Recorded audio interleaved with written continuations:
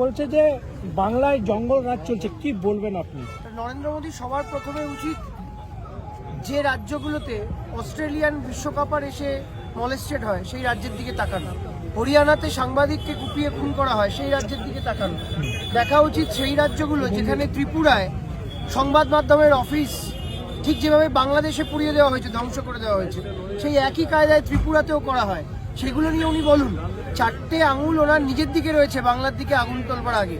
আর আজকে সবচেয়ে বড় কথা, মতুয়াদের প্রতিশ্রুতি দিতে এসেছিলেন, মতুয়াগড়েই যখন এলেন, কেন নাগরিকত্ব নিয়ে কথা বললেন না নরেন্দ্র মোদী? সবার প্রথমে এর উত্তরটা দিন।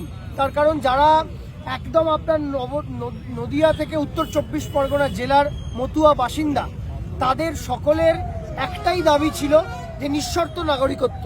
কেন প্রধানমন্ত্রীর হিম্মত হলো না এটা বলবার যে এসআইআরে যে 1,75,000-এর বেশি মতুয়ার নাম বাদ গেছে, তাদেরকে নিঃশর্ত নাগরিকত্ব দেওয়া হবে এবং তারা 2026-এ ভোট দিতে পারবেন? এসব তিনি বললেন না।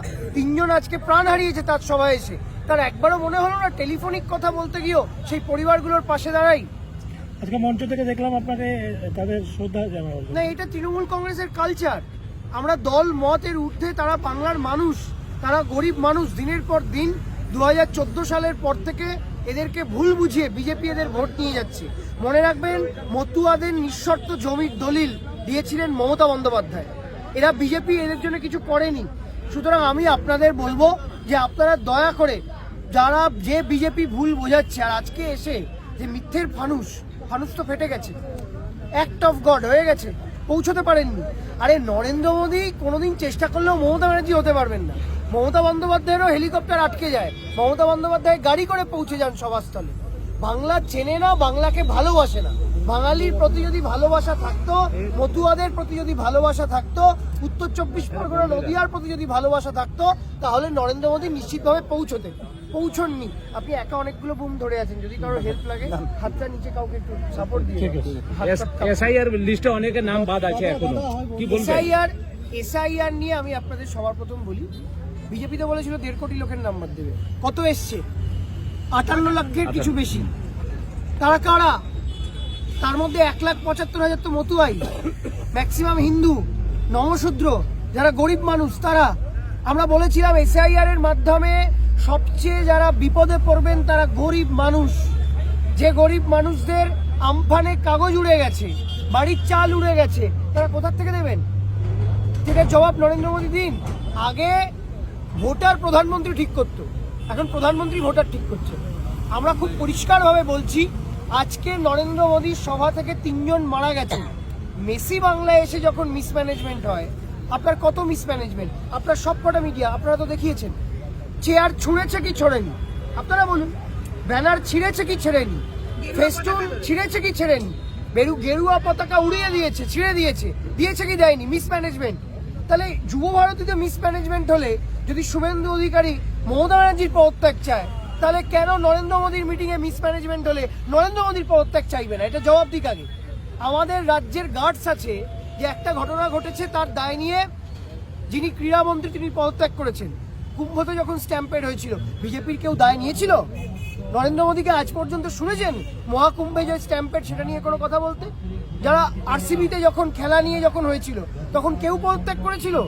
যখন দিল্লিতে স্ট্যাম্পেড হলো, স্টেশন ভেঙে পড়লো, তখন কেউ দায় নিয়েছিল? কেউ নেয়নি। তৃণমূল আসলে পার্টি উইথ ডিফারেন্স। বিজেপি মুখে বলে party with difference, Trinamool Congress এটা করে দেখায়। আর আজকে এটা আমাদের লজ্জা যে দেশের প্রধানমন্ত্রী তিনি এসে একবারের জন্যেও সুপ্রিম কোর্টের রায় থাকা সত্ত্বেও MGNREGA এর যে বাংলার প্রাপ্য টাকা সেটা নিয়ে একটি কথাও বললেন না। বাংলার প্রাপ্য GSTর 20 লক্ষ কোটি টাকা নিয়ে একটি কথাও বললেন না। কি বলে গেলেন না, ওই বিহারের ডায়লগ, একই স্ক্রিপ্ট। নরেন্দ্র মোদী ভালো কাউকে একটু স্ক্রিপ্ট লিখতে বলুন। বিহারের স্ক্রিপ্ট বাংলায় চলবে না। বিহারে জঙ্গলরাজ বলেছেন, বাংলায় এসব বলবেন না। বাংলায় যেটা চলছে, বাংলাটা কিন্তু মা শারদা রামকৃষ্ণদেবের যত মত তত মতের মাটি। কাজী আজকে পশ্চিম বর্ধমানে দাঁড়িয়ে আছি, এই মাটিটা চুরুলিয়া, নজরুল ইসলামের জন্মস্থান। একটু এগোলে লালন সাঁইয়ের মাটি। আবার বীরভূমে চলে যান আপনি, বীরভূমে গেলে আপনার রবীন্দ্রনাথ ঠাকুরের পদধূলি ধন্য মাটি। বাঁকুড়া একটু চলে যান, বিজেপি বড় বড় জ্ঞান দেয়, শ্রীকৃষ্ণ কীর্তনের পুঁথি এই বাঁকুড়ার বসন্ত রঞ্জন রায় বিদ্যুৎ বল্লভের বাড়ি থেকে শ্রীকৃষ্ণ কীর্তনের পুঁথি পাওয়া গেছিল। বিজেপির থেকে হিন্দু ধর্মও শিখবো না, ভারতবর্ষও শিখবো না। নরেন্দ্র মোদীর দলকে 2026-এ 30-এর নিচে নামাবে বাংলার মানুষ এবং বিজেপিকে বিসর্জন দেবে। পশ্চিমবঙ্গে পশ্চিম বাংলাদেশ করতে চাইছেন, তুমি করতে চাইছেন? আমরা খুব পরিষ্কারভাবে বলেছি, এই বক্তব্য নিয়ে বিদেশমন্ত্রী জয়শঙ্কর তিনি অবিলম্বে তার উচিত বিবৃতি দেওয়া। অ্যাটলিস্ট প্রধানমন্ত্রী আজকে বাংলায় এসেছিলেন, এটা কি ধরনের কথা? আমরা কখনো বাংলার সাথে ভারতবর্ষের সাথে পাকিস্তানের তুলনা করি? পাকিস্তান আমাদের যা গালাগাল দেয়, আমাদের প্রতিপক্ষ দেশ। তাহলে আপনি যদি বাংলার সাথে বাংলাদেশের তুলনা করেন, তাহলে আমি তো বলবো সবচেয়ে বড় দেশদ্রোহী শ্রমিক ভট্টাচার্য অমিত মালভিয়ার বিরুদ্ধে অবিলম্বে দেশদ্রোহিতার মামলা হওয়া উচিত। তার কারণ বাংলাদেশ ডিফারেন্ট। বাংলাদেশের ঘটনাকে দেখিয়ে যারা বলছে বাংলাদেশ এক, বাংলাদেশে কালকে দেখেছেন কতজন সাংবাদিককে পেটানো হয়েছে, বাংলাদেশে দেখেছেন সংবাদ মাধ্যমের অফিস জ্বালিয়ে দেওয়া হয়েছে। তাই সেম ঘটনা তো ত্রিপুরায় ঘটেছে। তাহলে ত্রিপুরাটা বাংলাদেশ নয়? হরিয়ানায় যখন সাংবাদিককে কুপিয়ে খুন করা হয়, হরিয়ানাটা বাংলাদেশের মতো দেখতে লাগে না? যখন উত্তরপ্রদেশে গৌরী লঙ্কেশকে কুপিয়ে খুন করা হয়, তখন গৌরী লঙ্কেশের রাজ্য উত্তরপ্রদেশকে বাংলাদেশ মনে হয় না? সেম বিজেপির লজ্জা, বিজেপির ধিক্কার, দেশদ্রোহী বাংলা বিরোধী বিজেপির বিরুদ্ধে আগামী মে মাসে বিজেপিকে একেবারে বঙ্গোপসাগরে ছুঁড়ে ফেলার ব্যবস্থা বাংলার মানুষ করবে। ধন্যবাদ।